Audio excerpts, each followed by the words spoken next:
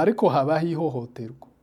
Insoresore ziza zamaziza zikama zikandagira umukecuru, zikama zimukandagira ku mano, agatsinsi mwikanisa yishaganya ngo yamuvumbuye kandi yamukandagiye. Byambayeho mfite imyaka 17 18. Tekereza rero umwana w'imyaka 18 umbwira ukuntu umwana ashobora kuba umurozi. Umwana w'imyaka 17 ukiri umutineja umbwira ukuntu ashobora ubwo niba ufite umwana. Abahanuzi b'ibinyoma yari yarabagereranyije ngo n'amasega aryana mu ntama. Ikintu nabonye kibi mu buzima ni imbwa mu ntama. Yaravuze ngo mwirinde zambwa, mwirinde abakebaguke bakubi. Na Yesu aravuga ngo baza bameze ngo nk'intama. Aho yavuze ngo baza bambaye uruhu rw'intama, nukuzaga bambaye izina rya Yesu niwe mwana w'intama w'Imana. Aho naboneye ko amasega ari mabi, azayinjira mu ntama agafata intama akayica, tayirye akamba yiruka agafata iyindi akayica. Na haraho nageze nsanga imbwa zisha intama 180 zikarya nk'intama imwe zishe 180. None watanze ingero uravuga uduha ingero z'imihana yasenyutse abantu bakubiswe iriya ruguru kera mu myaka yashize. Hano muri Kenya turi cyangwa se muri Amerika abandi bari mu Rwanda muri iki gihe ca none c'abagenzi cyangwa se ca generation Z, ibyo bintu birahari? Hano Kasarani yambaye ukuguru kw'igiti nuko gari bene wacu. Buryo we ntabwo ufite yuko nawe nyuma y'ibi witwa kuri umuvugizi wa muri bene wacu abantu nzi bacuruza ibiheko ni izi nsoresore. $3 300 kugira ngo ngikure nibo bacuruza. Hari abagikubitwa, hari abakizira ibyo ngibyo. Ubundi hari umwana w'umukobwa nk'ubu batuka akabura umugabo kandi yaratutswe na ziriya nzererezi. Kamije gusa gusenya imiryango. Umunyamasengesho azateranya kwe, uwo ni umunyamasengesho. Turi umuhamya urwo rwawe ntigwashize famiye yanyu ntiyashize. Bakwise umurozi ko waza kugenda uvuga ngo barakuroze ngo ntukabyare, none ko wabyaye bahari. Ndumva ko ari umushinga, ndumva ko ari ikinyoma, ari satana setting ubwenge bwawe akakubwira ko ari uburozi budahari. Hari ababyeyi usanga baterwaga inkunga n'abana bari hanze bagahamagara umwana ngo nyina niwe uhawe umuroga agakuraho telefone. Abo ni aba victime b'iyo violence hano. A world of stories. Muraho neza nshuti bakunze wa Free Media Live aho muherereye hose ku isi, mbifurije amahoro n'imigisha biva ku Mana. Ndizera neza yuko mumeze neza, nimutameze neza n'ubundi tugusabiye ku Mana kugira ngo ikugirire neza, iguhe ibigukwiye. Uyu munsi kuri Free Media Live tureka twinjire muri topic benshi tudakunda kuvugaho, dukunda kubebera, dukunda guca ku ruhande. Ndabizi ko uherereye hari abantu biswe abarozi batari bo, abamama, abagabo, ababyeyi bagiye batandukanye mu makanisa. Abantu ntibakivuga batewemwo ubwoba, manipulation y'abantu biyita abahanuzi, yewe bamwe atari bo. Ni ibintu byinshi hano muri societe dutuyemo cyangwa se turimwo biri sensitive, tudakoraho, tutavugaho. Aho imiryango ubu nyine abavukana batakivugana, batagisurana, usura mwene so nturye kubera ko utekereza ko bari bukuroge ibintu n'ibindi. Yego abarozi barahari, ariko hari n'abandi batari bo bitirirwa cyangwa se batukwa kuko ari bo. Abapasiteri ntibakivuga mu nsengero kubera ko batinya ko babita abarozi, bakareka akajagari kakaba mu nsengero. Uyu munsi rero dufite umupasiteri hano tugiye kuganira, twinjira muri ibi bintu tubivugeho. Hari ba victime, wenda nawe uri wewe dukurikiye barabikwise, cyangwa se babyise umuvandimwe wawe, babyise nyoko, nyogokuru, nyogosenge, n'abandi n'umuturanyi, n'abandi mubana mu ikanisa. Abakristo ntibakivuga kubera iki? Babitswemo ubwoba. Harabita abahanuzi rero bamanipira abantu muri ubwo buryo. Ese biterwa n'iki? Kuki abakristo bo banone batabyumva nk'ikibazo, batabisobanukirwa, bakumva yuko bumva ico uyu muhanuzi avuze ari cyo cukuri kuruta ico Bibiliya ivuga. Reka twakira umushumba hano turi kumwe. Muraho pastor? yego muraho. Ni amahoro. Ni amahoro. Mumeze mute? Tumeze neza. Urakaza neza muri Afrimedia Live. Yego, Imana iguha umugisha. Hari ibintu ntangiye mvugaho tugira ngo tuze kuva imuzi, ufite uko wabihishuriwe, ufite uko umaze kubzobusavinga kubibona, ariko mbere yuko twinjira ngahibwira abadukurikiye kugira ngo twinjire muri iyi topic neza bamaze kumenya ngo turi kuganira nande. Njyewe nitwa Nkurunziza Gisindo, ndi umupasiteri, nkaba n'umuvugabutumwa. Murakoze cyane. Murakoze. Mwumvise ko ari umushumba. Tukiri aho nguhereyeho, waba warabaye mbese uri victime y'ibi ngibi tugiye kuvuga kwanza kwa mbere? Iki kibazo ku rwanje ruhande nta kindiho. Nta kikuriho. Ndetse n'ababyeyi banje bwite ntabwo bagize iki kibazo. Ariko iki kibazo nakibonye ku bandi bantu. Sawa, reka duheraho. Observation yawe, reka tuyihereho. Umaze kubserva kino kintu, wakibonye gute? Ukibona gute? Gihagaze gute muri societe? Uze kudusobanurira kwanza kwa mbere umurozi ni muntu ki, uhereye aho kugira ngo tuze kumva ico bivuze. Ikintu cy'uburozi uko nakibonye, kugira ngo ntekereze kuja ahagaragara ngo mbivuge, byatewe nuko nabaye ku kiriyo c'umuntu bishe bamuhora ngo ni uburozi, kandi bamurenganya ndeba. Ibyo rero bibabaza umutima wanje, bituma nsenga Imana, nyisaba ko insobanurira iki kintu kugira ngo nzafashe abantu. Rero bakomeje kwica abantu benshi no kubahohotera, kubica bakabahamba. Abandi barabamugaje. Ni ukuvuga ngo ibyo abandi baratwikwa. Gutwikwa n'umuriro. N'ubu mfite hano BBC ku itariki 8 yavuze i Burundi ukuntu abasore bishe abantu 6 babateye amabuye, abandi babatwitse, babahohotera ngo nuko ari abarozi. Murabyumva hano mu kiganiro. Kandi bari mu ikanisa. Abo bo sinzi niba bashaka kuba bari mu ikanisa. Gusa nyine ico mvuze ni abantu abenshi ni abakirisitu bari mu nsengero bakora ibyo ngibyo n'ubundi. Yego cyane. Iki kibazo giterwa n'impamvu zibiri. Ku bantu b'abapagani biringira abapfumu, ni abapfumu baza babateranya. Ku bantu b'abakristo basenga Imana, ni abantu biyita abahanuzi, nibo baza bateranya abantu bakicana, cyane cyane nko mu bwoko njyewe nkomokamo.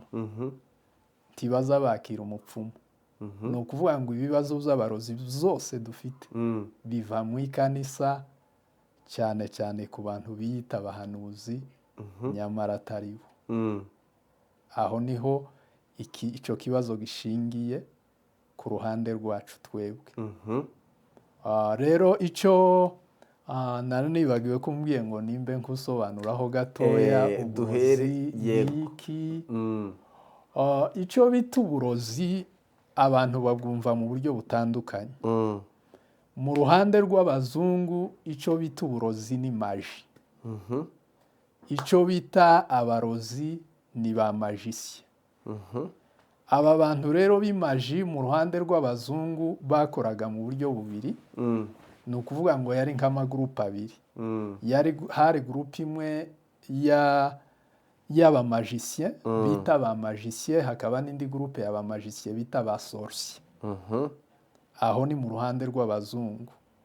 Kandi aba barozi iriya mu bihugu by'abazungu bari abantu bakiri abapagani bataramenya Imana.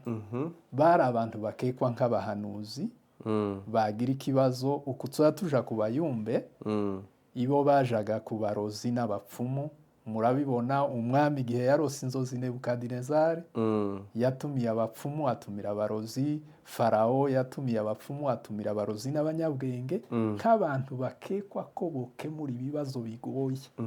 Ntabwo bakekwaga nk'abantu bashaka kwica bateza ibibazo nk'uko tubitekereza twebwe. Bari nk'abantu bashinzwe gukemura ibibazo. Iyo urebye mu butumwa bwiza nibo wasangaga ari abahanuzi. Noneho iyo bari bafite utuntu bereka abantu tuberekana ko bakomeye. Ni ukuvuga ngo uburozi ni nka matière abanyabinyoma bifashisha mu kubesha abantu. Ariyo maji niyo bifashishaga mu gushuka abantu. Noneho ugasanga barubashwe bafite za biro aho bakorera, ababagana babaha serivisi. Uko niko abarozi bari babayeho mu gihe cy'igipagani cya kera. Hanyuma rero ahaje kuba ikibazo, haje kuboneka abantu bahimba abarozi babagira ikindi kintu, ariko bihimbwa n'abapagani. Babesha ko berekana ko dufite Satani iduteza ibyago iyisanzwe, ariko baza gushuka abantu ngo kugira ngo Satani guteze ibyago izicamo uwo bita umurozi.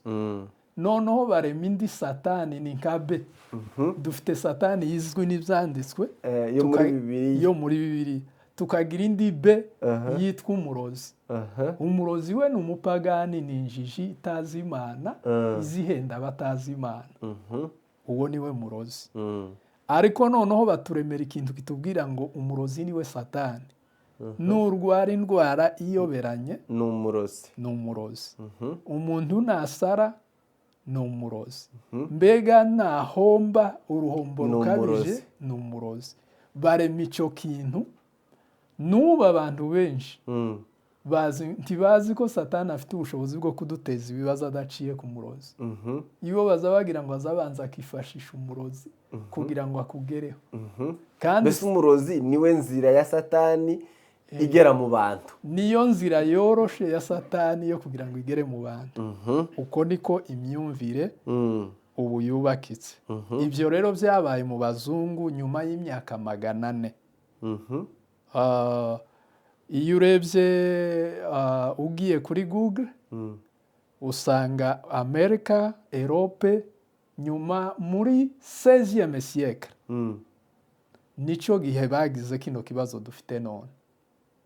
16e siècle hashize imyaka 400.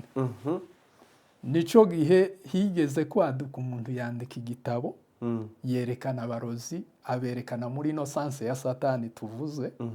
Yerekana ko ateza abantu ibibazo, yerekana iwashiraho ngo gahunda z'amatest uko baza babamenya. Noneho baza kwica abantu nabo. Ngo bica abantu haza guhaguruka umupasiteri, hahaguruka n'abafilozofe barwanya ico kintu kiracika kiribagirana. Ubu nyine abarozi baza baja muri festival kuja gukina imikino. Ni n'udukinisho ntabwo kikiri ikibazo. N'abamagicien bakina imikino ku mugaragaro. Kubareba American Got Talent cyangwa se tala zerekanirwa muri Amerika, impano zerekanirwa muri Amerika, abo bantavuze tuza tubabonamo. Nawe nimba utarabikurikira genda wandike American Got Talent, aba bantu urababonamo. Nibo bameze nk'uko nyine bagaragaza ibintu by'ubufinda, akaba yorya umuriro, akaba yokora ibintu nyine bene ibyo. Yego komeza. Rero dutahe tuje iwacu mu Banyafurika. Ahangaha rero twinjiye muri ibi gute, twisanze hano gute, niki cakinguye uyu muryango wo kugira ngo iyi mico ibeho? Murakoze cyane. Twebwe mu Banyarwanda, mvuze Abanyarwanda, abantu bafite imico ya Kinyarwanda, bo baba ari Kongo n'ahandi. Ntabwo ibi bintu by'uburozi mu mico yabo nta byabagamo. Ni ukuvuga ngo twebwe mu masekuruza yacu, niba hari abafite sekuru witwa Kanyabyinshi, niba hari abafite witwa Gasinzira, nta histoire yo kubwira ngo Gasinzira yari umurozi. nta histoire yo kubwira ngo Kanyabyinshi yari umurozi. Bishaka kuvuga ko ino histoire ifite aho ihera muri twebwe byaje nyuma ariko tuzandukirizwa n'abaturanyi. Abaturanyi twari duturanye n'abantu bagiraga abapfumu. Bapfumu rero bagiye baba abapfumu b'abakene, bakiga imitwe yo kurya amafaranga. Noneho baza guhimba abapfumu, baba umutwe, bigira umutwe ngo ushinzwe kurwanya abantu bita abarozi. Hari umutwe umeze nk'uyu w'abayumbe w'abapfumu. Nibo bazanya no mahimba muzamwumva yo gushamburiya. Ni ukuvuga ngo yashoboraga kugenda akogosha umwana wiwe, agasiga umusatsi hariya hanze, yarangiza yaje kubashuka akababwira ngo nimwimbe hano muno turi, akababwira ngo umusatsi urirutse, akabajana akabageza aho yasize wa musatsi, yahagera akawutora. Abapfumu bari gushamburiya abarozi bafite n'izina specifique babitaga ngo ni ba Kamucapa. Habe no mu gitabo muri Kongo habe no mu gitabo cya filozofi y'ababantu bavuga pensée bantu, imitekerereze yabo abo bapfumu nibo bari barababwiye ngo ikibazo cyose ugize gikomeye kiba kivuye ku murozi. Nupfusha umwana azaba yishwe n'umurozi, niyicwa n'inkuba nibo bazaba bamutumye ya nkuba. Imvura nigwa ninshi agatwarwa mu ruzi bazoba bamushitse ngo uruzi rumutware. Ni ukuvuga ngo igiti nikimugwaho n'abarozi batumye kimugwaho. Uko niko bari barubatse ico kintu mu mitima yabo, noneho kikabahesha amafaranga. Nimba abana barwaye akaduta ku rugero, bakaza ngo baje kubavura cya kibazo c'akaduta, bashika bakababwira ati hari akaduta gusa, hakaba n'akaduta k'uburozi, bakaza bagashamburiya, noneho bagasiga batutse abakecuru, abakecuru bagakubitwa, abagore bato bagakubitwa, uwo batunza agatoki, cyane cyane aka gatoki bagatunga rimwe na rimwe abagabo, ariko cyane abantu bibasirwa ni abagore. Bazaga bakerekana ko umuntu arwaye akaduta, bakababwira ngo hari akaduta gusa, ngo hari n'ak'uburozi. Ariko tubona vaccine imaze kuza, ka kaduta k'uburozi ntikasubiye, karashira. Ni ukuvuga ngo kari akaduta gusa babaga barwaye. Njyewe ubwanje mu gihe cya vuba, aho bita mu Matanganika, nta bitaro byari bihari. Akaduta kakama kaza mu muhana kakica abana 200. Bamaraga babayumbe bafatikanyije n'abapfumu. Ubuga nabo twari tukiri ku bapfumu, nibo babitangiye. Abayumbe binjiyemwo gute rero? Turaza kureba rero uko abayumbe binjiye. Ni ukuvuga ngo dutambuke rero twinjire mu bayumbe, tuve mu bapfumu. Ngira ngo mwumvise ko aribo bazanye ibyo ba Kamucapa. Nibo bazanye umwuga wo gushamburiya. Mu bwoko bwacu uzabaze nta muntu mu gipagani cyacu wigeze ashamburiye. Ariko ababembe, abapfurero, abanyintu nico cyari igipagani cyabo. Ku muntu utumva gushamburiya, ko dukurikiwe n'abarundi n'abanyarwanda benda iryo jambo bataryumvise neza, gushamburiya ni gushamburiya niyerekwa ngo riza ryerekwa iby'amarozi, hanyuma ngo bakagenda bakaja gukura ya marozi aho ashinze. Ni ukuvuga ngo hari ukuntu ngo bashinga amarozi mu nzu ngo azaguteza indwara. Noneho rero uyu muyumbe se cyangwa uyu muhanuzi akaza gukuraho bya biheko. Mbese ubwo burozi arizo biheko, akajya ngo kubikuraho kugira ngo bitagutera ikibazo. Niko gushamburiye. Komeza. Rero twara tuvuze ngo ese ibi bintu byavuye mu bapfumu gute biza mu ikanisa? Ni ukuvuga ngo bene wacu bamaze gukizwa, n'abandi bakongomani muri rusange. Mbese barya bashamburiyaga n'ubundi bamaze gukizwa? Bamaze gukizwa. Habayeho kuzura umwuka. ngo hamare kuba kuzura umwuka, abantu buzura umwuka wera barahanura, bahanura iby'Imana yababwiye. Ngo buce abanyamahimba batuzuye umwuka, nabo bashaka kugira ngo bagire amanota. Noneho bakenera amanota ariko nta mwuka bafite. Abari bo bareba za ngeso z'aba bapagani. Kandi Bibiliya ivuga ngo ntimugakurikize imigenzo y'abanyamahanga, ntimukabigane, ntimugakore nkabo, ntimukanazana imigenzo yabo ngo muyizane mu nzu y'Imana ngo muyikoreshereze Imana yanyu.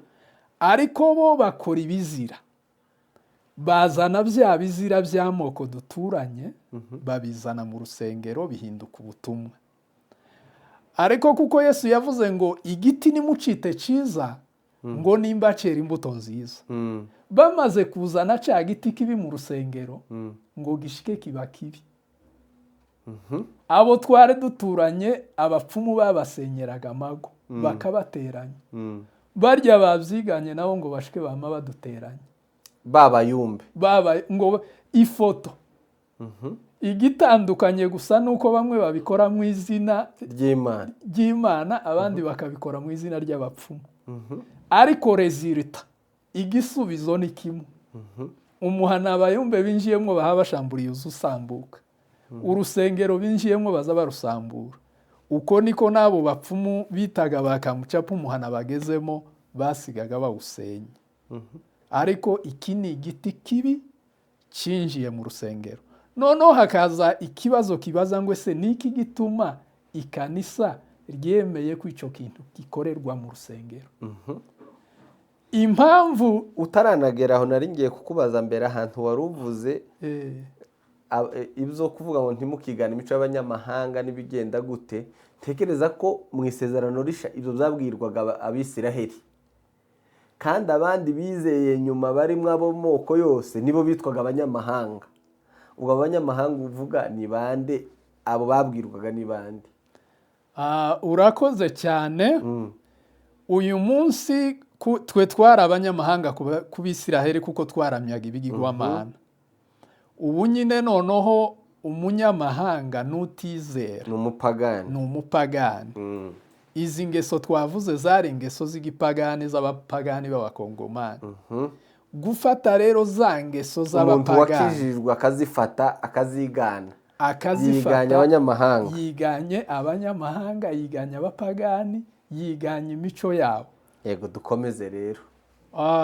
Twari tugiye kuvuga ngo zaje gute mu ikanisa, abapasiteri cyangwa se ikanisa ryabyemeye gute, itorero ribyemera ko bibera mu itorero gute? Ni ukuvuga ngo byari bikwiriye, nta cyicaro cy'abapasiteri cyabayeho ngo cige ngo ese iki kintu ko kitaba muri Bibiliya gushamburiye, ko ari ijambo risa ry'inzaduka, ko ari ijambo ry'abapagani, ngo bicare bike hasi ngo bavuge ngo iki kintu cyemewe nk'umwuka nikize gikore mu rusengero. Ahubwo kuko bari bakiri abana niho bari bagikizwa, bataramenya gutandukanya ikibi n'icyiza. Nkakujya Pawulo yavuze ngo nkiri umwana ngo natekerezaga nk'umwana, ariko maze gukura mva mu by'ubwana. Nabo bakiri ababebe bataramenya iby'Imana n'ibitari ibyayo, izo ndyarya rero nibwo zabinjiyemo zirabayobya. Bari bato pe. Hari umuntu wigeze kubazamo ngo ni umuhanuzi, ngo amare gushika arababwira ngo uno munsi ngo Yesu araza ahagarikire iteraniro. Abantu birirwa bicaye hanze mu rusengero, birirwa bicaye ngo bategereje Yesu ngo azahagarikire. Burira ntiyaza, yahanuye. Ahahanura.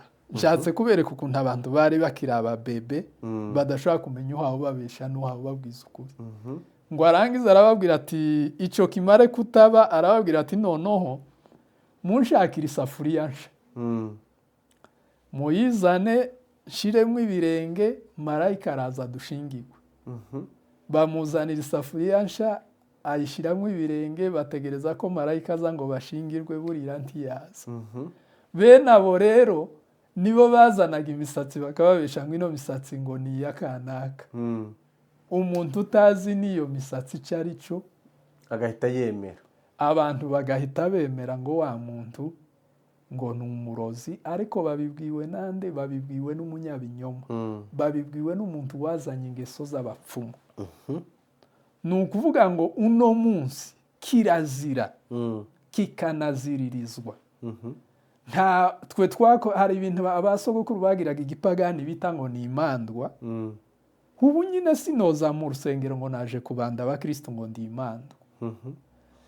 Imandwa yari iki? Imandwa bari abantu bakoraga nabo ibintu by'amahimba kayo yose. Iyo yari amahimba y'ubwoko ya bene wacu, umuntu yazanaga abagore akabasiga amavu, akabasiga ingwa, yarangiza akababwira ngo bisarishe, basare mbese bisazi. Akababwira ati basare batuke basebukwe, batuke n'abakecuru, bakabikora. Abagore batoya bagatuka basebukwe na ba nyirabukwe. Akababwira ngo babeshe ngo bafite amapepo, iba ari bazima bataraga. Umuntu akamasohoka agakora ibyo ari muzima. Akababwira ngo ntibamene ibanga, ntibavuge ko ari bo bababwiye ngo bisarishe. Nibavuga akababwira ngo inyuma yiwe ngo hari ibindi bintu by'imyuka bita imandwa. Ibyo ngibyo ngo byomurya yovuga ko yisarishije ari muzima. Byoryo uyu wisarishije. Noneho akisarisha, hagera nimugoroba akiyuhagira agakira akaba muzima ngo yakize, ariko ntamenera abantu ibanga ko ari we wabyikoraga. Akiyuhagira abifashijwemo n'urya wabikoze cyangwa wenyine? Ni ukuvuga ngo ujya wabikoze babikoraga ku manywa, bwaje kwira bakiyuhagira bakaja gukorera abana bagahinduka abantu bazima. Ico rero abantu ntibamenye ko barabasazi babyikoze. Abantu ntibamenye ko babyikoraga. Kandi bakabereka ko inyuma yabo hari ikintu cy'igipepo kitagaragara, kimeze nka cyama cy'abarozi kiza giteza abantu ibibazo. Bubaka ikintu kitabaho. Ico nico rero cyari cyarubatswe n'abapfumu. Abapfumu bari barubatse ngo icyama ngo kiza giteza abantu ibibazo. Ico cyama ni icyama kiba muri ideology, kiba mu bitekerezo ariko kitabaho. Ngo aho gikorera ntihazwi, ushaka kwiyandikisha, ashaka kukijamo ntaho yo kwiyandikisha, ntigikora ku mugaragaro, ntikiboneka, ntikigira abantu baza bagenda basansibiriza bashaka kukibamo. Mbega ni icyama cubatse muri ideology. Nabo bagiraga ibintu bubatse bya ideology ngo hari ibintu bita ngo ni imana, kandi bakamanipira abantu bigakunda, bakama inka zikabagwa, inyama zikaribwa, ngo bafite imandwa kandi ntazo bari bafite. Ariko twe twagize umugisha ubukristo buze buhita buhanagura ibyo binyoma byose. Hano mu Bakorinto ba mbere 14:3 haravuga ngo ariko uhanura we abwira abantu ibyo kubungura n'ibyo kubahugura n'ibyo kubahumuriza. Ubu nyine ubuhanuzi bumeze gute rero? Ibi nibyo bikorwa. Urabona ubuhanuzi dufite ni magendo. Iyo umuntu akora ikitarakozwe na Yesu, agakora ikitarakozwe n'intumwa, agakora ikitarakozwe n'abahanuzi, uwo muntu aba yarindagiye. Ni ukuvuga ngo ano mahanuzi yacu yegamiye amarozi. Aya nayo gukura abantu imitima, kubahahamura, kubatera kwizera ibinyoma, nayo guteranya abantu, sayo kubafasha, ntabwo ari ayo kubungura, ahubwo nayo kubacinyiza no kubabikamo ubwoba, kubica. Umuntu akicwa nihahamuka akazagenda yarahamutse. Ntabwo ari abo gusubizamwo, kuko Bibiliya ivuga ngo ntitwahawe umwuka w'ubwoba udusubiza mu bubata, ahubwo twahawe umwuka w'imbaraga, uwo ni wo abakristo bagira. Ariko uyu mwuka usubiza abantu mu bwoba, uza utuma umuntu yikanga habe n'aka gacupa karimo amazi, ni ukukamwereka akamahahamuka umuntu wakurikiye bariya bahanuzi. Rero kandi ni umukristo, kandi ni umukristo. Gusa akandi gato no kongeraho, buriya abantu batinya ibyo Yesu atababwiye ngo batinye. ikintu Yesu yari yaravuze giteye ubwoba abwira abantu ngo bacirinde abwira abantu ngo bagihungire kure ni ikintu bita abahanuzi b'ibinyoma yari yarabaye abo nyine aba babamanipira gutya aba babatwaza igitugu babateranya babica bigeze gukora lisite bakora lisite yo kwica abantu abahanuzi bakora lisite babarura ngo abarozi kugira ngo babice babishe heha mu mibunda ndetse batangira no kubishyira mu bikorwa barabica batangira kwica abantu si ukubica mu buryo bw'imitekerereze ni ukubica ku mubiri gutora imbunde bakamurasa iyo histoire y'urugomo rwegamiye amarozi muriho plateau ya Minembwe n'Indondo bishe abantu benshi mu bibogobogo bishe abantu iriya hariya bita muri Byura bishe abantu bariletinga cyangwa se umuntu utarabyumva ugikurikira ayo mahanuzi muri ubwo buryo nawe abasha guhumukamo kubera ko hari icyo yumvise yungukiye hano navuze ngo violence urugomo ruba muri kino kiyumbe cy'ibiheko sindarubona habe no mu bapagani ahantu nari mvuze hitwa muri Byura igihe uyu mwuka mubi wadutse muri Byura twakiriye abagore b'impunzi bahunze abana babo muri Byura bahunze abana babyaye bashaka kubica ngo n'abarozi abandi barapfuye barabahamba abana babishe bamubwiye ngo nyina niwe uzi ukuroga cyangwa umubyeyi akaja mu rusengero yashika mu rusengero b'abanyarugomo bakamutuka ngo ni umurozi yashika mu nzu abana biwe bakama batora inkoni ababyeyi bamwe akabura aho yerekera akabura mu rusengero akabura n'imuhira bamwe bariyahuye barapfa barabahamba abandi rero bakabafata bagafata ico bita urusenda bakarushira mu ndibyara bahaye bamubwira ngo niyemere bakamukubita ngo niyemere ngo ni umurozi abo baha bamukubitaga ni abakirisitu abahanuzi abayumbe bakamukubita yanga kwemera bagahura urusenda bakarushira mu ndibyara kugira ngo yemere mu yandi magambo aho ngaho wenda ni ukuvuga ngo yemeye abandi baraza kwemera yuko wundi ari umuhanuzi rwose ibyo yavuze ari ukuri hari umubyeyi umwe umugabo we yari atwite umugabo we aramubwira ati emera kuri umurozi kurabona ko bari bugukubite bakagushiramo urusenda utwite ntupfa wa mugore aravuga ati se ndabyemera ntibintera ikibazo umugabo we aramubwira ati emera gusa uwo mugore yavugaga ati se nibambwira ngo nzane ibiheko cyangwa se ubwo burozi nkabibura noneho biramfashe aramubwira ati wepfa kwemera gusa icyo kibazo ndagikemura wa mugore ngo abone babayumbe baraje ngo bamubaze arababwira ati yego ndi umurozi ngo arangize baramubwira ati genda ubuzane umugabo we arasohoka atemagura ibice by'ibirato arabibazanira ngo bashike barabyakira ngo ubwo ni uburozi wa mugore ga barakize ntibamukubita ngo bamukorere na rya hohoterwa birangira gutyo ni ukuvuga ngo arababwiraga ngo warireze arakijijwe bahita bagenda uwo mugabo we kuki iyo nk'umugore we yakubitwa gutyo kandi umugabo ahari abibona urabona nta jwi bari bafite ni ukuvuga ngo bano bayumbe bari bashigikiwe n'inzego z'abashefu n'abapasiteri abo nibo baserukira akarere abo batakuvuganiye ninde wo kuvugira birumvikana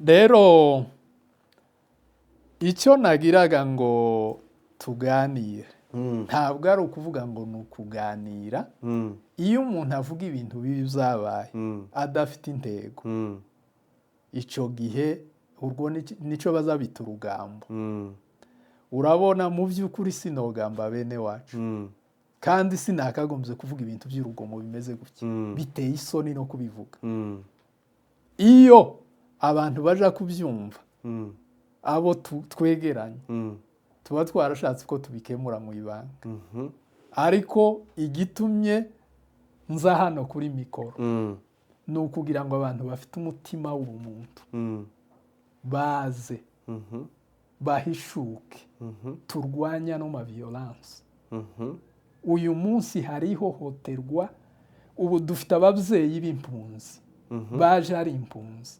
basenyewe batakigira umurima batakigira inka umuntu akaza agahungira ku bana biwe ku rugero yamara gushika ibibazo afite by'ubuhunzi n'ibindi ugasanga hanze ko baramutuka akaja mu rusengero ngo ari haja kuruhukira yashika mu rusengero naho bakamutukira mu rusengero rero tukavuga ngo iri hahamuka abantu bafite bari bakeneye amagambo yoroshe bari bakeneye amagambo meza yo kubahumuriza yo kubakomeza ariko rero uru rugomo ruherekejanye n'ubwicanyi nkiriya mu karere kacu hakoreshwa imbunde urarwaza umwana ruvutura cyangwa akarwara abadayimoni amapepo bisanzwe bano bakaza bakakwereka umuturanyi ngo niwe wakwiciye umuntu waba ukiri umusore ukama woza imbunde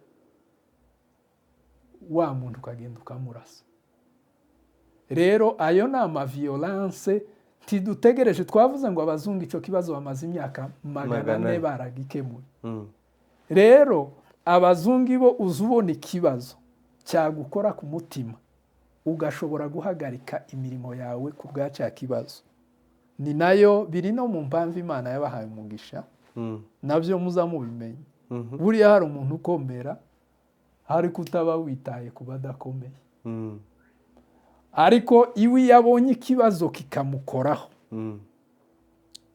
azahaguruka akabwira abandi kandi yabwira abandi bakamwumva bagafatikanya nawe rero tukavuga ngo ubu nyine Imana yabahaye umugisha mumaze gukwira amahanga yose murakomeye muri abantu bohuza inama n'igitekerezo mukagira icyo mukora dufite insengero ibihumbi amagana muri Kenya dufite insengero Amerika mu Buraya izi nsengero ino violence twavuze ngo mu bwoko bwacu nimwo zikorerwa izi violence nimwo zikorerwa kandi niho zikomoka zinjiyemwo guti zemererwa n'abapastori guti ko zikomeza gukorerwa mu rusengero ese aba bapastori ni abakirisitu bemera ko ibyo bikomeza gukorerwa mu rusengero ni ukuvuga ngo aba bapastori ntabwo nabarenganya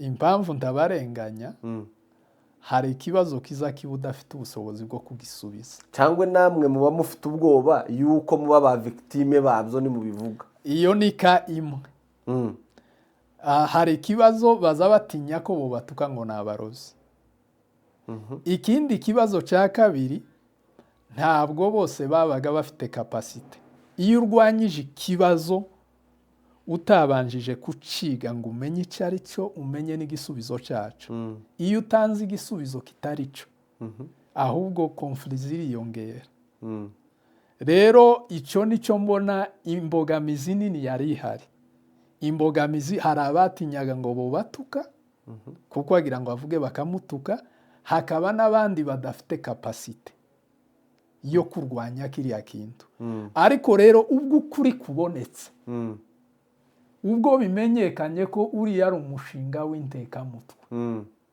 ni insoresore z'abanyarugomo bariya nibo barozi pire umurozi w'umuzungu yari afite maji umurozi w'umunyindu iwe yakoreshaga ayo mashara n'imisatsi naho umurozi wacu ni wa muntu wigiraga igitangaza akabwira abantu ngo ni imandwa. None rero ubu babarozi bitwa imandwa bo mu bwoko bwacu tibakiroga. Abarozi dusigaranye ni aba bahungu babonye uko abapfurero baza baroga, ariko kwitwaza imisatsi bagenda bashamburiya, ziriya nsoresore nizo zihaye zikora umwuga w'uburozi.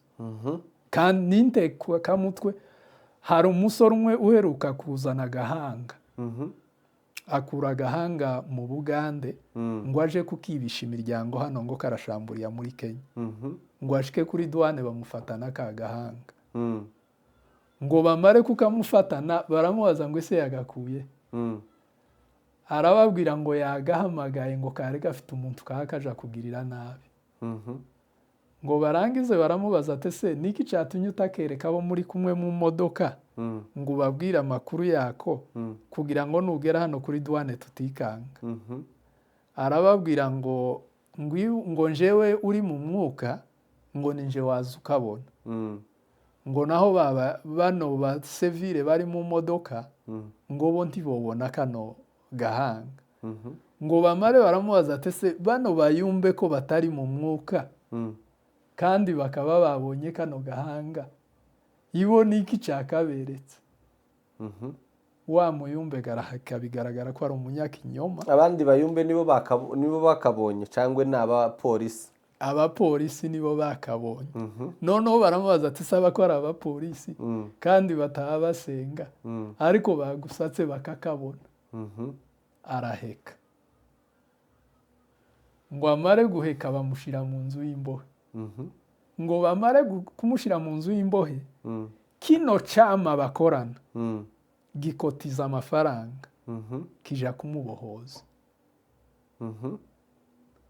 Rero ni ukuvuga ngo iyi ni groupe y'abarozi, ariko badafite kapasite, nta maji bafite, ariko ubu nyine bamaze kuyibona.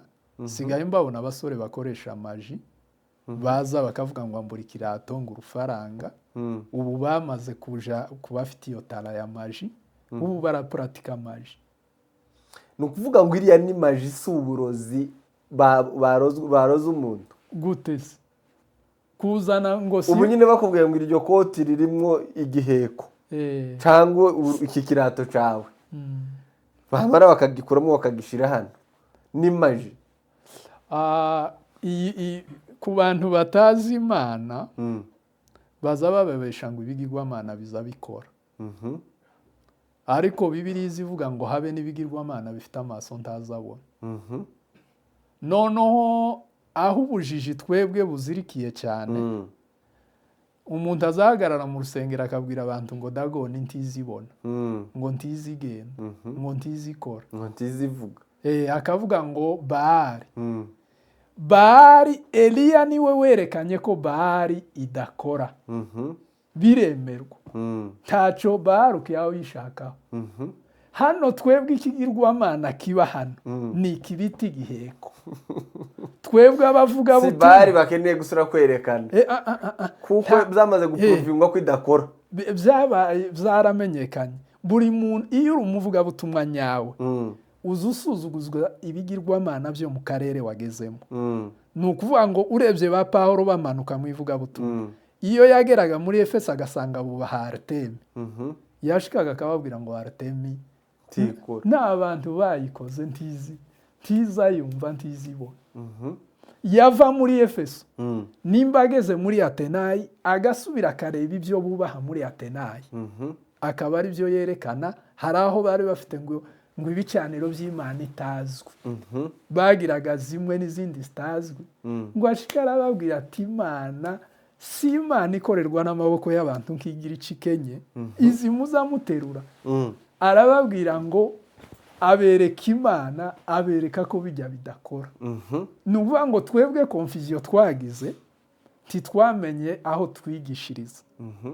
Uwigishirizaga mu bazungu bari abahanga, ibigirwamana byabo ubu nyine byambaye amakoti, turi mu kubyambika amakoti yo kugurisha, ibindi tukabigura tukabiha abana byo gukinisha, bino bipupe. Ibyo nibyo bapfukamiraga batazi Imana. ariko gatwe ba sogokuru barinjije ntibari bazi kwandika ibigirwamana byabo nta maso byagiraga nta maguru byagiraga konti wobaza amaguru utazi kwandika nta ntoki byagiraga noneho twe tukavuga ngo ibi bifite amaboko ntakora ariko umuntu yamara akakuzanira igice cy'igiti kidafite amaboko ngo ubwo acise izina ry'ikigirwamana cubashwe muri ka karere twebwe gatwubaha ikigirwamana bita igiheko abafilisitiya bubahaga dagoni abasidoni bubahaga bahari abo muri efeso bakubaha artemi ubu se baracubaha cyangwa baragitinya baragitinya twebwe rero ikigirwamana haba kazi ibiri iyo ucizera ukagishakiramo agakiza imana izikugaye iyo ugitinya kuko imana irabizi ko kitumva kitabona iyo utinya ibintu biteye ubwoba ntacaho uba ufite kuko Bibiliya ivuga ngo abo gutinywa mubatinya abo kubaha mububaha ariko iyo imana ihuye n'umukristo wawe ugenda asitara ngo karahunga ibuye ritishaganya ritagira amaso aba afite umugayo imbere y'imana aba aramye ikigirwamana kuko Bibiliya ivuga ngo mwubahe Uwiteka mumutinya iyo utinya imana ubwo ni uburyo bwo kuyubaha iyo utinya ikigirwamana aba ari uburyo bwo kucubaha ni ikosa ku mana Yeremiya imana yigeze kumutuma ku gice c'10 n'umurongo wa 5 ngo aje kubwira abantu bafite icyaha cyo gutinya ibigirwamana imana iramutuma ngo agende ababwire ngo bimeze nk'igiti cy'umukindo kigororotse ngo bizabikenera ko babiterura ngo ntibishobora kwivanaho biri imana iramutuma ngo ugende ubabwire ngo ntimukabitinye ngo ntibizabikora ikibi ngo ntibizabikora n'icyiza ni ukuvuga ngo icyaha dufite ubwoko bwacu baza babesha abantu ngo ibigirwamana ngo ntibizabigira neza ngo ariko bizabigira nabi Yeremiya imana iramutuma ngo agende ababwire ngo ntibizabigira nabi kandi ntibizabigira neza aho ugishize utakihakuye nticohikura rero ukuntu umuntu uza uhagarara mu rusengero ukavuga ngo dagoni ntizikora wamara bakakwereka isogesi zishaje ngo ni igiheko ugahungabana zidafite amaso zidafite amaguru bakama bakubesha ngo umupagani ngo azazivugisha zikamwumva kandi ijambo ry'Imana rizarivuga ngo azabona ishano ngo umuntu uvugana n'igiti ntibibaho yerekana ko kitomwumva twebwe abakristo nitwe tugira imbaraga ziruta iz'abapagani ariko ntituzatuvugana n'amabuye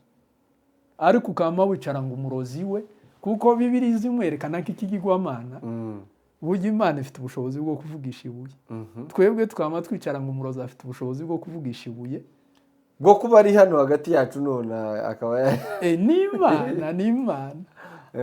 ni imana ku batazi imana usomye habe n'uyu bita Simoni mu byakozwe n'intumwa 8 n'umurongo w'9 uyu bita Simoni intumwa zaravuze ngo zasanze yarigize igitangaza ngo yahoraga avuga ngo yahoraga atangaza abasamariya ngo akiyita umuntu ukomeye abasamariya ubwabo ngo bahoraga bavuga ngo uyu muntu niwe mbaraga y'Imana yitwa ikomeye ni ukuvuga ngo icyatumaga bamutinya kandi bakamwitaho nk'umuntu ukomeye ngo yahoraga batangarisha ngo iby'ubukonikoni bwe mu Giswahili bazavuga ngo alikuwa akiwashangaza kwa uchawi n'utwo tuntu twimaji yaberekaga bakama bagira ngo ni Imana natwe ubu ikinyoma cy'abapfumu n'abayumbe baragiteranyije cyangwa gihinduka umurozi kimuhindura Imana umuntu winjiraga mu nzu ikinze ni Yesu w'i Nazareti kandi nabyo yabikoze amaze kuzuka nibwo abantu babaga bicaye bakabona arinjiye kandi icyo cyari igitangaza ariko kuko umurozi abatazi Imana baza bamugira Imana ubu umuntu azarara mu nzu ikinze iriho amakare yose yahumiriza nijoro yarota umukecuru baturanye mu gitondo akamazinduka kumutuka ati kuranshaka hiki hari umugabo numvise w'i Burundi yaravuze ngo imanza zibiri Burundi zihari ngo ni iry'itongo n'iry'uburozi. Abari uvuga ati umurundi azaryama yasinzira yarota uwo baturanye. Ngo mu gitondo akamazinduka kumutuka ngo yari yaje kumuroga. Ni ukuvuga ngo umurozi ni ikigirwamana muri kino gihe. Ariko twebwe turashanga umurozi asubira aba umuntu. Kuri wewe hari uburyo ikanisa cyangwa se urusengero rwoshiraho uburyo bwa discipline no kureberera ibikorerwamo ku buryo bo restoringa cyangwa se bogarura umuco wa gikirisitu mwiza no kunga famiye kunga abakirisitu hatabayeho kukubacagaguramwo kw'abiyita abahanuzi? Birashoboka cyane. Ijambo rya mbere hagomba gusohoka itegeko ryerekana ko gushamburiya ari igipagani. Mu buryo nta muntu uzoshamburiya mu rusengero, nta n'uzashamburiya mu rugo rw'umukirisitu. Mu buryo bashobora kumva ngo naka yashamburiye, ni urusengero asengeramo rukamuhagarika. Kuko ni nk'uko yokora imandwa, ni nk'uko yoterekera, aba ari umupfumu, nuko batubatse utuzu tw'abapfumu. Nimba akeneye gukora umurimo w'ubupfumu, nagende yubaka akazu k'abapfumu, abapagani baza bamugenderera. Ni ukuvuga ngo ikanisa rigomba gusohora ko iki kintu cyamenyekanye. Umwuka amaze kubishyira ahabona, iyi ngeso igomba gucika rwose. Ubundi aba babyeyi bose batutswe n'abanyabinyoma. Kino kinyoma bagicishemo umurongo. Ubu ngubu uza usanga umuntu azaja kuri kimyozi agatora imisatsi, yamara gushika akayitirira umukecuru hariya cyangwa akayitirira umwana w'umukobwa utarashakwa. Bamara abandi bakamufata na ya misatsi, hakaboneka umuntu uvuga ati namubonye ahatora imisatsi hariya kuri kimyozi. Ariko uwo yatutse rya zina rigahita rimugumaho. Ntibamenye ko aba bantu, iyo abantu bayobye, ufite ikibazo niwe baza bavuga ngo afite igisubizo. Ufite igisubizo akaba ari we bavuga ngo afite ikibazo. Kakujya kwa Eliya n'abahanuzi ba Baali. Abahanuzi ba Baali bari baravuze ngo Eliya n'abafatikanyije na Eliya bose nibo bateje ikibazo Isiraheli. Ariko Isiraheli Eliya aravuga ati sinjewe. Ikibazo ni bariya bahanuzi. Ni ukuvuga ngo ingorane dufite mu mago si bariya bakecuru na bariya bakobwa. Ikibazo ni bariya bahanuzi b'ibinyoma. Nibo ba nyiri ikibazo. Aba bakecuru n'abere uzabasanga mu ijuru. Nimba hari uwo watutse ku mugaragaro, uzamusanga mu ijuru kandi ntuzinjira kuko uhamye ibinyoma. Ariko rero abantu bahindukire, bave mu bujiji. Habe na Paulo yaravuze ngo iminsi yo kujijwa igihe mwayigendeyemo ngo kirahagije. Aravuga ati noneho dore ukuri kurabonetse. Imana izigaye umuntu.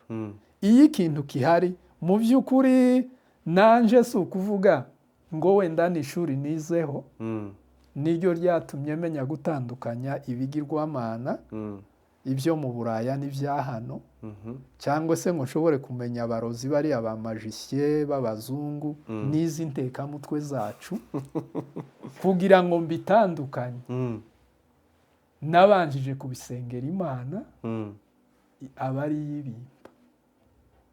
Ni ukuvuga ngo kuri wowe nta murozi ubaho? Kuri njyewe umurozi ni uyu muntu ufite akazu uza wakira abantu akabashuka akababesha. Uno murozi wundi wa imaginaire ni ikinyoma. Uyu wundi twimagina ngo uba muri ahantu hatazwi, ukorera ahantu hatazwi, ukora ibitazwi, iriya nico bita pensée. Nturuzi uyu wanditse filozofi y'ababantu, yari umupasiteri missionnaire, niwe wasabye ibitekerezo. Nigeze kumva Apostle Dr. Paul Gitwaza avuga ngo abarozi ni bake cyane. Mbese mu bantu usanga abarozi ngo ari bake cyane, ngo ahubwo baza bitiza imibiri y'abantu, bashobora kwitiza umubiri wawe bakavuga ngo abantu bano bahanuzi bato ngo akaba ari we babona bakamubona nk'umurozi ariko baba babonye noneho ntibabone uwitije bakabona uyu. urumva aho ni sanse kuba uri umuhanuzi w'ibinyoma satani akakwereka ibitari byo ibyo birashoboka. Buriya muri iri yerekwa hari ababikoreshwa n'amapepo, hari igice kibikora ari amahimba, hakaba n'igice gifite abadayimoni. Abadayimoni baza berekana ibinyoma. Uzarebe habe n'umuntu wasaze, hari igihe azaja kwihamba ahantu akazahunga akazabona ngo abantu baba baja kumwica kandi ntacyo baba baja kumutwara. N'uyu rero ufite imyuka mibi azabona ibintu kontereremo. Niko kazi ka satani ni ugucurika ibintu. Umukristo utegereje Yesu, shitani kamikwereka ari umurozi. Abahanuzi babaho? Abahanuzi babaho, ariko bagira ibyo bazaberekwa. Bibiliya ivuga ngo ni ukuri ntacyo Imana izakora itabanjije kucereka abagaragu bayo b'abahanuzi ngo ibereke ibihishwe byayo. Imana izayereka abakristo amabanga yayo. Ni ukuvuga ngo kuva kuri Aburahamu wasangagaho ngo yabonye umudugudu Imana yubatse irawurema. Iyo urebye nk'uyu mwuzukuru wiwe wari ufite ubwoba, iyo Imana igusanze ufite ubwoba izi guhumuriza. Uwo bita Yakobo yaraye ahantu arara n'ubwoba mu ishyamba, ariko ngo habe nijoro abona igicu cy'abamarayika, abona ko barakora, bazaga gukora uburinzi ahari. Igice cyarangiza manda yacu akabona kirazamutse, kigakuranwa igice kikamanuka, ikindi kikabona kuzamuka. Ngo amare ahita ahumurika aravuga ati reka naraye mu marembo y'ijuru. Ni ukuvuga ngo nturuzaha twicaye muri studio uko hari abamarayika bicaye hano, ariko amaso yacu ntabaruzi. Imana rero idusuye. Ariko abakristo bemera nuko uko twicaye hano n'abarozi bahari. Oya, ikintu kiri hano, satani ni umwuka, abarozi ni imibiri. Satani niwe mwuka n'abadayimoni, ariko umurozi ni umuntu. Habe no mu ngeso za umurozi aba mu ngeso za kamere. Iyo usomye ingeso za kamere mu Kinyarwanda usangamo ngo kuroga, mu Gifaransa ugasangamo, aho twebwe twandika ngo kuroga usanga mu Gifaransa banditse ngo ni maji. Ingeso maji ni ingeso, kamere ni ibintu bikorwa n'umuntu, ntabwo ari ibintu bikorwa n'umwuka. Kandi ushatse kubimenya neza ko abarozi badakoresha umwuka, umunsi Nebukadinezari arota inzozi arazibagirwa, yahamagaye abapfumu n'abarozi n'ibiki bose ngo abamare gushika, arababwira ngo nibagiwe inzozi, mwebwe muzimbwire, muzibuke munazisobanure. ni nacyo kimbwira ko mwazimenye mwenyine. Baramubwira ngo iryo jambo tubajije ngo nta muntu uraribaza umupfumu, nta muntu uraribaza umunyabwenge, nta muntu uraribaza umurozi. Iri jambo usibye abantu bakorana n'umwuka, ariko twebwe dukoresha matière physique tidushobora kumenya amakuru y'ibihishwe. Ibyo nibyo abakorana n'umwuka. Hari n'undi mwanditsi wavuze ngo amagare yabo ngo ni imibiri, imibiri, ariko aravuga ngo amagare yacu ni umwuka. Abakristo nibo baza bakoresha umwuka, ariko abapagani ni kamere, n'iriya misatsi na maji n'amashara. Nihe message yawe woha abapasiteri bagenzi bawe bacumbikiye bafite aba bahanuzi b'ibinyoma mu nsengero, bacamwe abantu, bateza abantu ibibazo, bafite ibyo byama mugani wawe ngo ni ibyama byabo bikorera mu nsengero? Icyo nshobora kubwira abapasiteri, kuko nabo urumva nabo bari muri ubwo bujiji, kuko hari abemera ibyo ngibyo, hari ababigenderamwo, hari n'ababitinya, n'abatinya kubikoraho ngo batitwa ko nabo batambikwa wa mwenda. icyo nshobora kubwira abapasiteri abapotere n'abamisiyonere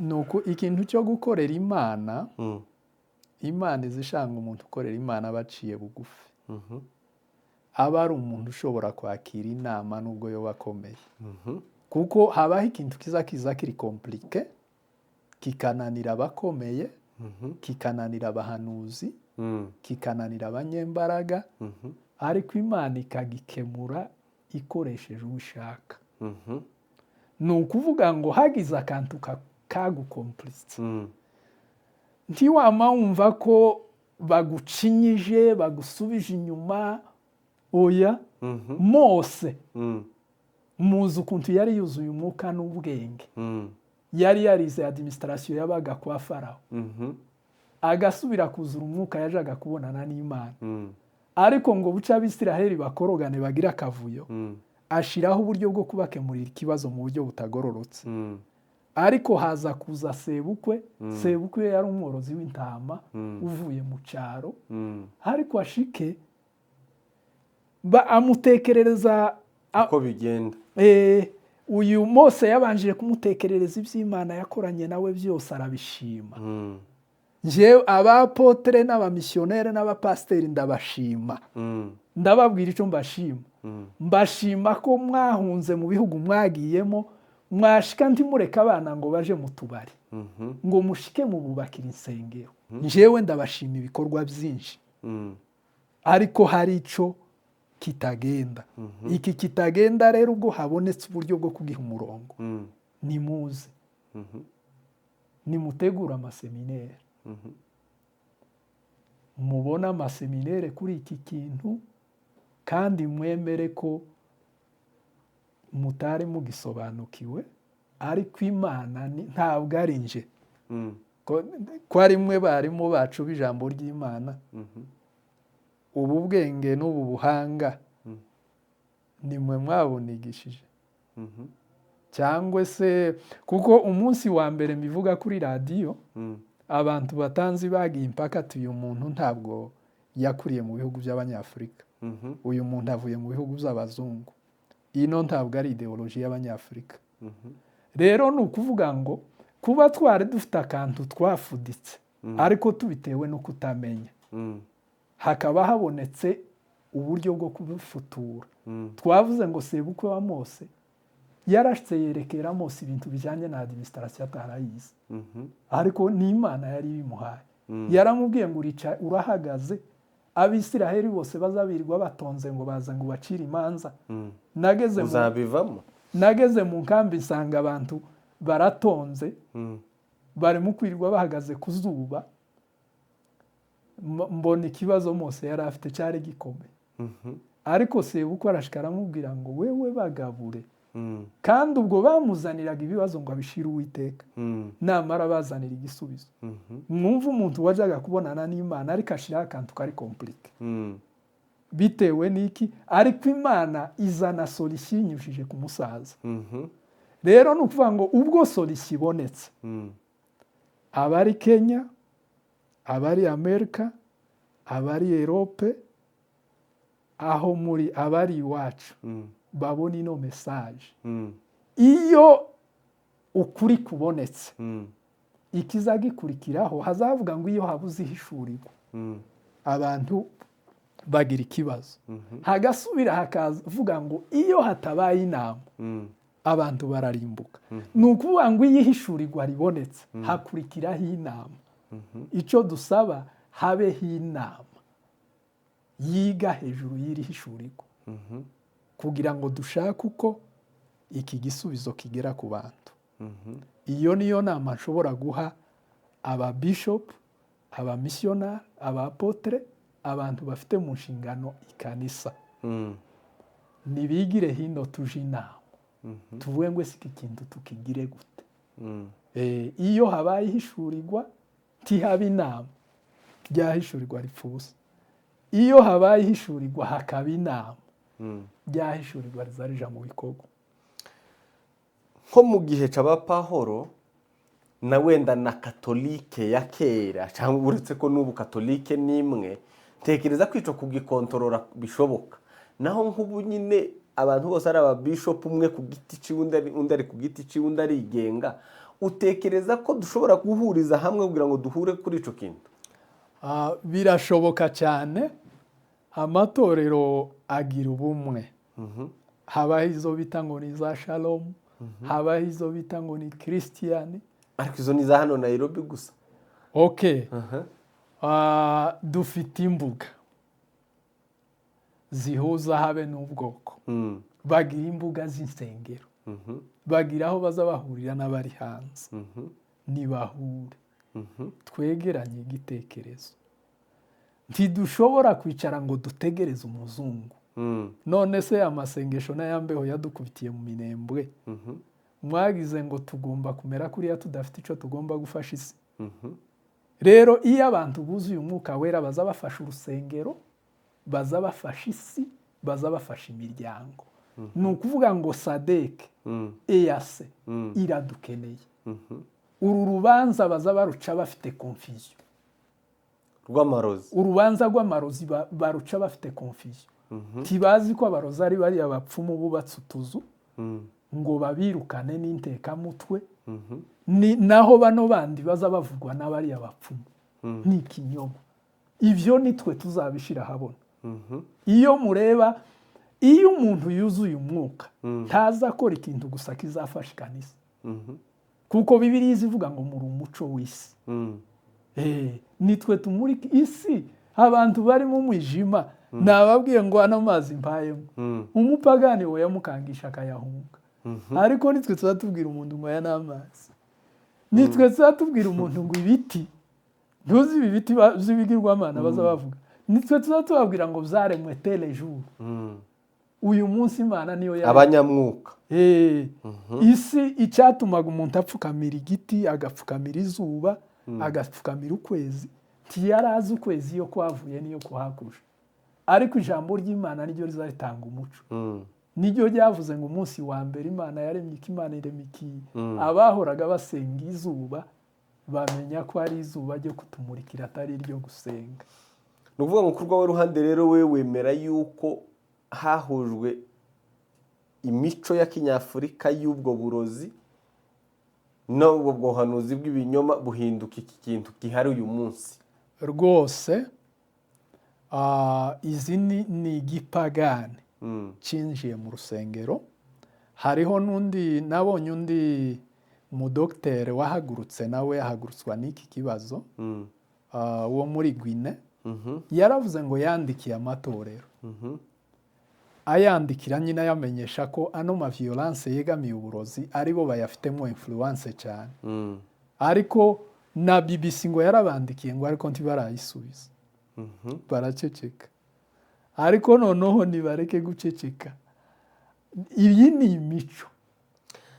Ikindi nubwo hari abasore biyita abahanuzi batari bo, hari n'abapasiteri bakoresha abo basore cyangwa se bakoresha ico gihanuzi kugira ngo bamanipira abakirisitu babone uko babakontorora babakoreshe mu nyungu zabo.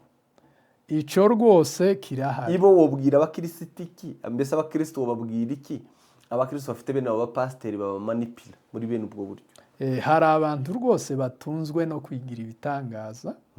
Umuntu akama yigira ikindi kintu kandi ari umuntu. Ariko tubasabye ku neza. Ariko tunabamenyesha. Buriya Imana yatsinze ibigirwamana ikamara insengero zose z'ibigirwamana ikazisenya. Abacuruzi bacuruzaga ibigirwamana bose bagahomba bakaja mu yindi mirimo. Nibaze vuba kandi mu mahoro. Nibananga umunsi Pawulo avugira muri Efeso ko Artemi itazikora. Abayicuruzaga bakoze inama baravuga ngo turahombye. Bigiye kumenyekana. Uraramuka utaje ngo dufatikanye tubisenye. Nanone bigiye gusenyukaga kuko kuri kwagiye habona. Izo nyungu ntazo ukibonye. Ibyo kumanipira abakristo babireke. Bareke nubwo Imana idutungiye muri ibi bihugu. Ufite ubwoba. Itunza aba bantu bose. Ufite ubwoba ngo nutaba intekamutwe tuzabaho. utawuteka imitwe wubaho. message ku bakirisitu noneho Message ku bakristo batinya abarozi, batinya ubwo burozi bahanuriwe yuko umuvandimwe we niwe uri kumugira gutyo, nyina niwe wamugize gutyo, nyirabukwe se, bene ibyo bintu byose. Ivyo icyo nomenyesha umukristo, umenye none ko igiheko kitazagikora. Iyi niyo bahari y'abakongomani, niyo dagoni y'abakongomani. Iyo rero yanakozwe n'umuswa ntigira amaso, ukubaza bagukanga.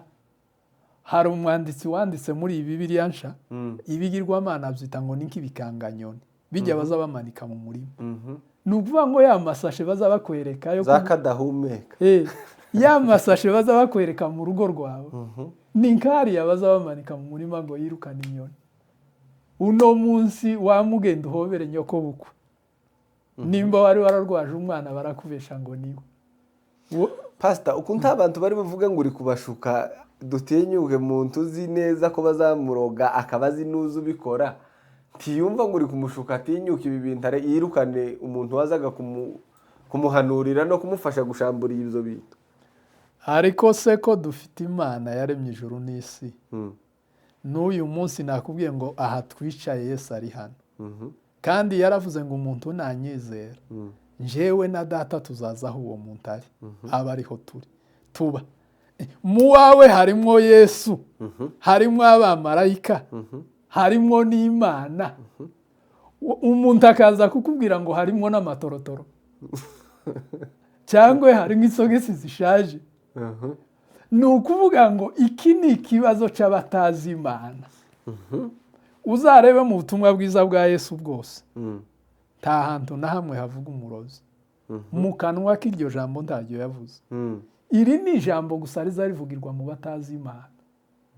Iyo uri umuvugabutumwa nyawe, wuzuye umwuka, uzushika ugasanga baza basenga igiti ukabereka ko ari igiti, ugashika ugasanga baza batinya umurozi ukabereka ko ari umuntu uhumeka umwuka mu mazuru. Urya Dawidi yavuze ngo ese umuntu uhumeka umwuka mu mazuru, ngo ese mumutinya mumuciye. Inama yawe ku bantu bahungabanyijwe n'ibi bintu, hari abantu bavuzwe gutyo, batutswe, byagenze gute, babayeho mu rwikekwe muri sosiyete, nihe nama ushobora kuba hano mu buryo bwa counseling kuri wewe? Icyo ibo ndabamenyesha ko Imana yabagiriye imbabazi, yabonye akababaro kawo, yabonye ibitutsi by'akarengane mwatutswe, iraduhagurutsa kugira ngo tubabere ijwi. Habe n'igihe Yobu yirase, yaravuze ngo narakanwa k'abatagira kivugira. Ndabizi ko muzamutukwa hanze, ndabizi ko muzamutukwa no mu rusengero, ariko gakuko Imana ari nyembabazi, nicyo cyatumye duhagurutsa kugira ngo icyo gitutsi kibaveho. Uhereye none mumenye ko icyo gitutsi kibavuyeho ndetse cimukiye, nimbaga mutanabizi, cimukiye kuri aba babatukaga. Umuntu bagiye kuzoza bavuga ngo azakura ibiheko, yamayikunkumura ngo murambesheye, ngo nagaza nerekwa gusa ngo ariko hari ubwo nigeze nkura ibiheko, kuko biramenyekana ko ibiheko bitazabyumva, bitazabibona, woja kubikura ngo biragira gute, bitazabigenda, bitagira ubwenge, bitazabyicara, bitazabihaguruka. Uno munsi rero bagiye kumenyekana ko ari inkora busa. Wowe ntabwo bufite yuko nawe bavuga ngo uri kuvuganira abo barozi kugira ngo ubone uburyo utuka bariya, noneho ukaba mwahagurutse namwe mufite uburyo bahagurutse kugira ngo bavuganirwe? Aba babita gutyo, we ntabwo bufite yuko nawe nyuma y'ibi witwa kuri umuvugizi wabo? Baza batuka uwo babona nta bumenyi afite. Ariko njyewe iyi sije ngize iminsi nyigisha, abayumbe baza bavuga ngo wewe ga ngo ufite kwizera kwinshi, ngo ariko ga ngo umenye ko abantu bose badafite kwizera kungana n'ukwawe. Ni ukuvuga ngo ntibotinyuka. None se umbwira ngo njyewe noba nogaragaza ibiheko nkerekana ko ari amashara n'iki kandi ari bwo bucuruzi ncuruza narangiza nkungukira ni ukuvuga ngo biragaragara ko mbitesha agaciro kandi nkabitesha agaciro uko ijambo ry'Imana ribitesha agaciro. Nta muhanuzi n'umwe Imana yahagurukije ngo aze kuvuga ko ikigirwamana gikora. Mbese wo bateramo ubwoba kugira ngo bareke kubisenya no guhombya ba nyirabyo, kuko bo bavuga ko yuko bahombya babi. Mbese iyo bagiye bakabikura baba bahombeje igihe ku muntu yagiye kugura muri Tanzania amafaranga menshi, noneho rero bakaba bahagurukiye kubidefanda kugira ngo. Urakoze cyane. Muri bene wacu abantu nzi bacuruza ibiheko ni izi nsoresore. Uza umubwira ngo urarwaye akakubwira ngo ohereza kuri M-Pesa amafaranga yo kugura kawunga, wohereza amafaranga ameze gutya. Bariya nibo nzi bacuruza ibiheko. Ngo iwawe hari igiheko ngo caguzwe ifaranga nyinshi kugira $300 kugira ngo ngikure. Nibo bacuruzi bibi. Yamara akagenda agashaka igiheko ciza akakingana nako gaciro akakibariraga mu $300. Abantu nzi bacuruza ibiheko ni bari abayumbe. Ariko aba bakecuru ibo kiberekana ko ari abakristo. Ijambo rya mbere batureze mu bukene, ariko ntibatandukana n'abagabo babo kuko bizera Yesu. Muri hano muri ibi bihugu muzamureba ukuntu abantu bafite bari mu mazu ukanda amazi akaza baza bananirwa kubana n'abagore babo. Ariko ba mama kuko bari bafite umwuka wera buzuye Imana mu mitima yabo. Njewe tuvuka turi 12. Mukuru wa data nawe yabyaye abana 12 kandi bose barabarera. Babarereye hehe mu cyaro hahandi bagihura. Nta mule zari zihari. Ariko kuko buzuye umwuka nico cyatumaga badukunda bakatwitaho bakanga gutandukana na ba data. Ariko kandi bo babakubita kandi bakinakubitwa. Ariko akamavuga ati sinota abana, umuntu wuzuye umwuka wera sinota abana ngo abana bazoje kuregwa n'umugore w'umupagani utari nyina. Akemera kwishiraho ya souffrance ariko kugira ngo arengere ubuzima bw'umwana.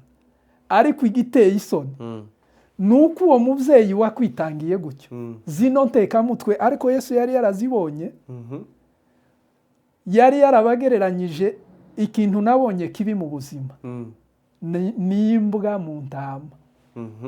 Abahanuzi b'ibinyoma yari yarabagereranyije ngo n'amasega aryana mu ntama. Ni ukuvuga ngo urebe uno muvyeyi wakwitangiye wamara ukaza kuvuga uno muhanuzi akamaza kuvuga ngo niwe kurogera umwana, ngo niwe hawe kurogera umwana. Kandi azarara gusengera asengera wa mwana ariko gazambwa. Yaravuze ngo mwirinde zambwa, mwirinde abake baguke bakubi. Na Yesu aravuga ngo baza bameze ngo nk'intama. Aho yavuze ngo baza bambaye uruhu rw'intama nukuzaga bambaye izina rya Yesu niwe mwana w'intama w'Imana. Bakaza neza ari umwana w'intama. Ariko aravuga ngo ari amasega aryana. Aho naboneye ko amasega ari mabi. Azayinjira mu ntama agafata intama akayica. Ntayirye akamayirwa agafata iyindi akayica. Na haraho nageze nsanga imbuga zisha intama 80 zikarya nk'intama imwe zishe 80. Zishe 80. Rero aba bahanuzi bateranya umuvyeyi. Bibiliya zivuga ngo wubahe so na nyoko. Ngo kuko abo bantu bonyine ngo nibo bantu bonyine bagushakira ibyiza. Ni ukuvuga ngo mu bantu bakwifuriza ibyiza nta wundi muntu usa na nyoko na so. Abandi ni accessoire. Ariko umuntu utazusinzira iyo nagize ikibazo. Kwa navuze ngo kugira ngo uramire mu gihugu, mbese uramire mu gihugu ubona ibyiza. Kandi asobanura ko ari bo bantu bagushakira ibyiza. None watanze ingero, uravuga uduha ingero z'imihana yasenyutse abantu bakubiswe iriya ruguru kera mu myaka yashize. Hano muri Kenya turi cyangwa se muri Amerika abandi bari mu Rwanda muri iki gihe ca none c'abagenzi cyangwa se ca generation Z ibyo bintu birahari? Ibyo bintu hari birahari, abagikubitwa, hari abakizira ibyo ngibyo? ibyo bintu birahari. Hano kubera wenda gutinya ubutegetsi, birashoboka ko nta makuru ndafata, ariko habaho ihohoterwa. Insoresore ziza ziza zikama zikandagira umukecuru, zikama zimukandagira ku mano, agatsinsino mu ikanisa, yishaganya ngo yamuvumbura kandi yamukandagiye. Hagasubira hakaba hari ihohoterwa. Hari ababyeyi usanga baterwaga inkunga n'abana bari hanze, bagahamagara umwana ngo nyina niho haba umuroga agakuraho telefone. Abo ni abavictime b'iyo violence hano. Hari umuntu mbese bishurirwaga amazu bakamubwira ngo sponsor wawe niwe uri usponsoring uha amafaranga niwe uzi ukuroga. Uri uha amafaranga niwe uzi ukuroga.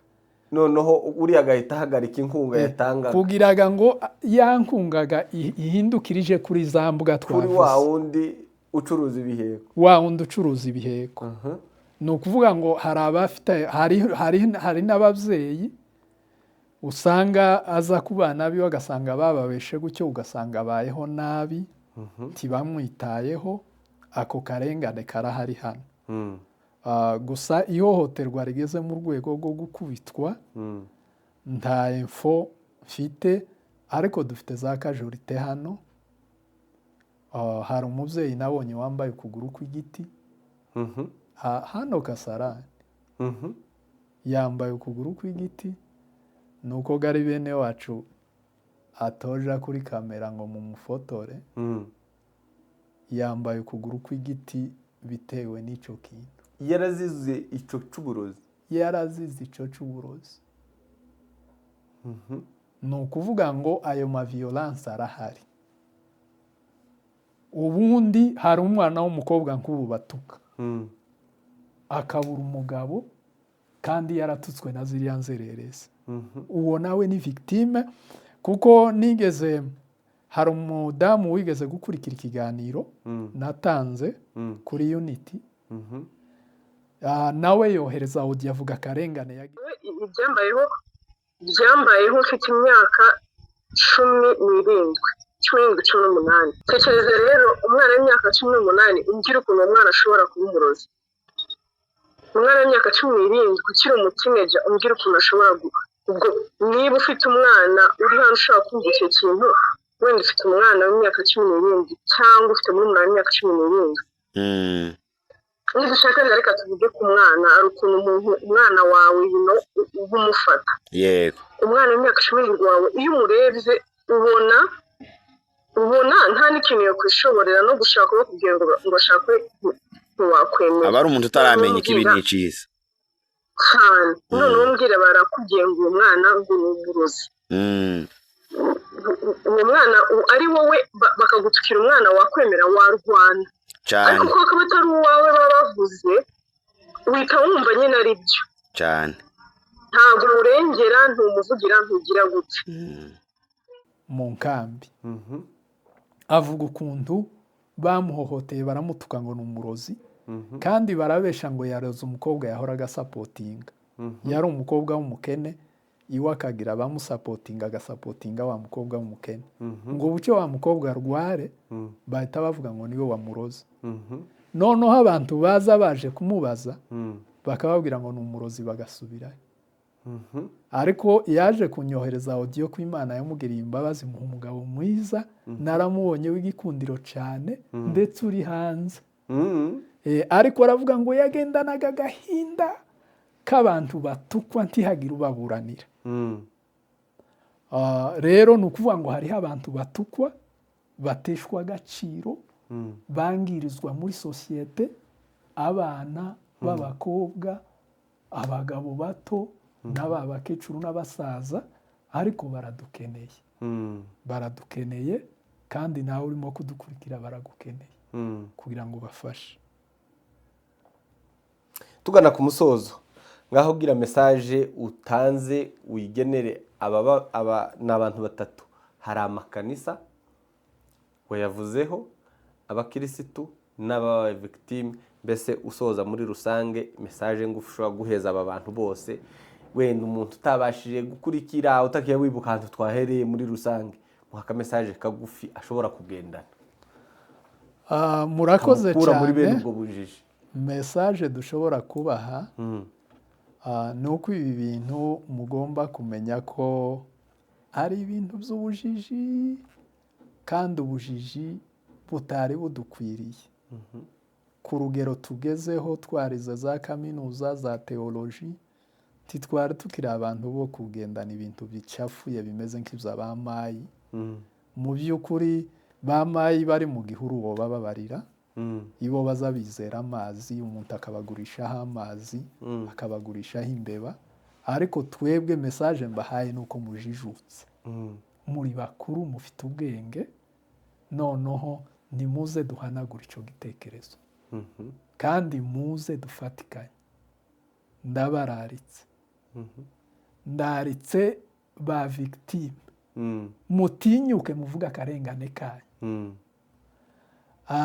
Ndaritse insoresore zigendera mu kigare zikurikiye abayumbe, nimuze nimutwandikire mutubaze ibibazo mwumva, ufite ikibazo akibaza, turi hano kugira ngo tubasobanurire. Rero amakanisa message ni ya yindi twavuze ngo ahatari hishurirwa abantu bagira ikibazo, habura inama bakarimbuka. Ni ukuvuga ngo hishurirwa ryabonetse, amakanisa nimukora inama mwiga uko dukemura kino kibazo. Muribuka ko Yosefu amaze kuhishurirwa solution, bakoze inama baravuga ngo tugire gute. Harababwira ngo nimushake umuntu w'umunyabwenge w'umuhanga atunganyiriza abantu. Namwe nimukora inama, ihishurirwa ryabonetse. Niyo message nobaha. Iki kintu ntikigikomeye, cyari gikomeye kikiri mu mwijima, ariko bazavuga ngo ibuye iyo rigiye ahabona ngo ntiriba rikicisha isuka. Muhumure, iki kibazo kizakemuka neza, n'Imana yatekereje kugikemura. Murakoze. Urakoze cyane. Imana ibahe umugisha.